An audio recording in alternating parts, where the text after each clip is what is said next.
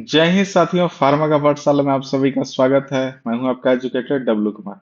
आप सभी के लिए एक बहुत बड़ी न्यूज निकल कर सामने आई है। न्यूज क्या है कि जीपैट एग्जाम 2025 का आप सभी के लिए नोटिफिकेशन आ चुका है। ठीक है, ये रहा आपका नोटिफिकेशन जो कि आप देख सकते हैं। यह 27/2/2025 को ही आया था, लेकिन ये वीडियो थोड़ा सा लेट बना रहे हैं। तो आज समझते हैं कि जीपैट एग्जाम होता क्या है और इससे पास करना क्यों जरूरी है, और इसमें कुछ इंपॉर्टेंट डेट देख लेते हैं। कुछ महत्वपूर्ण डेट की बात किया जाए तो आपका जो फुल नोटिफिकेशन आएगा वो 27 मार्च 2025 को शाम के 3 बजे आएगा। और अगर आवेदन पत्र की बात की जाए कि फॉर्म कब से आपका अप्लाई करने के लिए ऑनलाइन होगा, तो जो फॉर्म अप्लाई करने के लिए ऑनलाइन होगा वो 1 अप्रैल 2025 को शाम 3 बजे से होगा, और ये आपका 21 अप्रैल 2025 के रात 11:55 तक चलेगा। अगर एग्जाम की बात किया जाए कि आपका एग्जाम किस डेट को होगा, तो आपका लास्ट वीक ऑफ मई यानी कि 25 मई 2025 को आपका एग्जाम होने वाला है, और एग्जाम का जो रिजल्ट होगा वो एग्जैक्टली एक मंथ बाद 25 जून 2025 को घोषित होगा। अब बात करते हैं कि जीपैट एग्जाम होता क्या है और इसका पैटर्न क्या कुछ होता है। तो जीपैट का सबसे पहले फुल फॉर्म समझते हैं। तो ग्रेजुएट फार्मेसी एप्टीट्यूड टेस्ट, यह फार्मेसी में ग्रेजुएट जो लोग कर रहे होते हैं उसके लिए एक एप्टीट्यूड टेस्ट होता है। ये जनरली कंप्यूटर बेस्ड होता है, ठीक है ना, और सीवीटी माध्यम से होता है, यानी कि कंप्यूटर बेस्ड माध्यम से होता है। और ये जो एग्जाम होता है ये जनरली 3 आवर्स का होता है, और आपका इंग्लिश मीडियम में कंडक्ट होता है, हिंदी मीडियम में नहीं होता है। सिर्फ और सिर्फ इंग्लिश मीडियम में कंडक्ट होता है। अगर बात की जाए कि इसमें नंबर ऑफ क्वेश्चंस कितने रहते हैं, तो इसमें आपको टोटल 125 एमसीक्यू क्वेश्चन पूछे जाते हैं, यानी कि मल्टी चॉइस क्वेश्चन रहते हैं जिसके 4 ऑप्शन रहते हैं।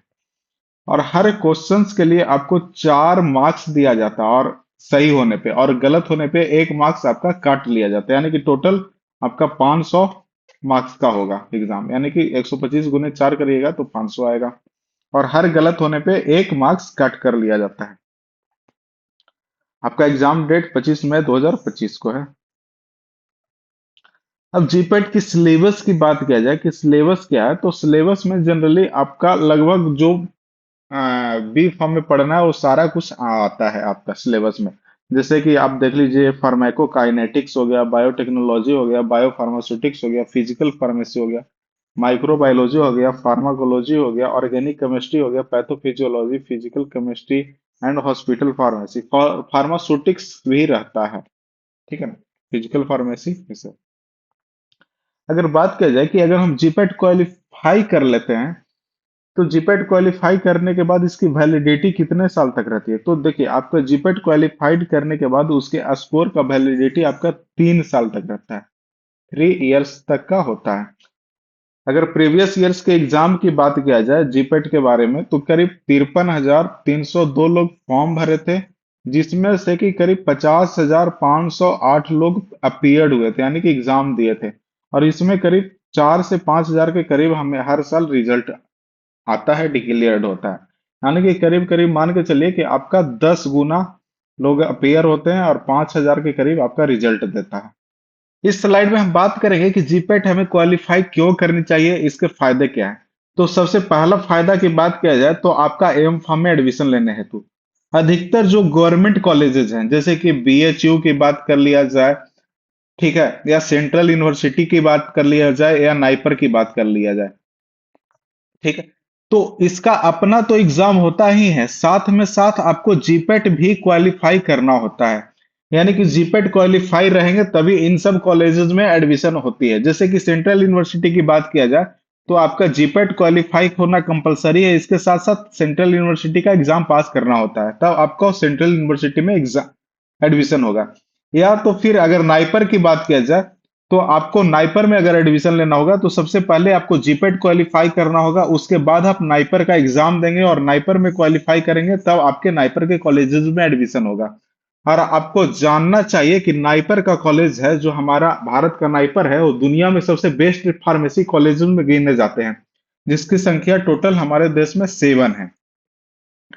नेक्स्ट अगर बात किया जाए तो आपका स्कॉलरशिप अपॉर्चुनिटी, जो लोग जीपेट क्वालिफाई करके सेंट्रल यूनिवर्सिटीज या फिर नाइपर या बीएचयू ये सब में एडमिशन लेते हैं, उनको हर मंथ स्कॉलरशिप के रूप में 12,400 रुपये की धनराशि प्राप्त होती है। ये धनराशि स्टूडेंट के लिए बहुत बड़ी रकम होती है, जो कि आपको हायर एजुकेशन में बहुत ही ज्यादा हेल्प करती है। तीसरे की बात किया जाए तो वो है आपका करियर अपॉर्चुनिटी। तो जो लोग जीपेट क्वालिफाइड होते हैं उनके लिए करियर विंडो ज्यादा ओपन हो जाते हैं। जैसे कि समझते हैं, अगर कोई बंदा एम फार्म करके, ठीक है, एज असिस्टेंट प्रोफेसर किसी फार्मेसी कॉलेज में टीच करना चाहता है, तो जो लोग जीपेट क्वालिफाइड रहते हैं उनकी पहले प्रायोरिटी दी जाती है, क्योंकि समझा जाता है कि वो मोर कैपेबल पर्सन है।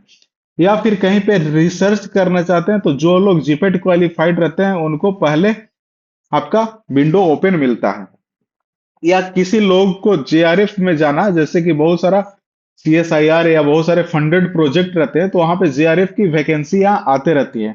तो जो लोग जीपेट क्वालिफाई रहते हैं उन्हीं लोग को वहां पे एज ए जेआरएफ लिया जाता है।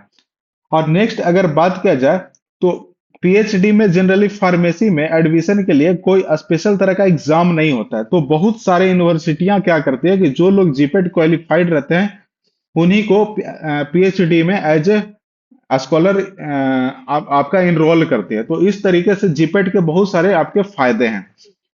अगर हमारा वीडियो अच्छा लग रहा है तो आपसे रिक्वेस्ट है, हमारे वीडियो को लाइक करिए, हमारे वीडियो को शेयर करिए, हमारे चैनल को सब्सक्राइब करिए, ताकि हम आपके लिए ऐसे ही अच्छे अच्छे वीडियो लाते रहें, और ऐसे ही हमारे चैनल को देखते रहिए। आपका बहुत बहुत धन्यवाद। Thank you.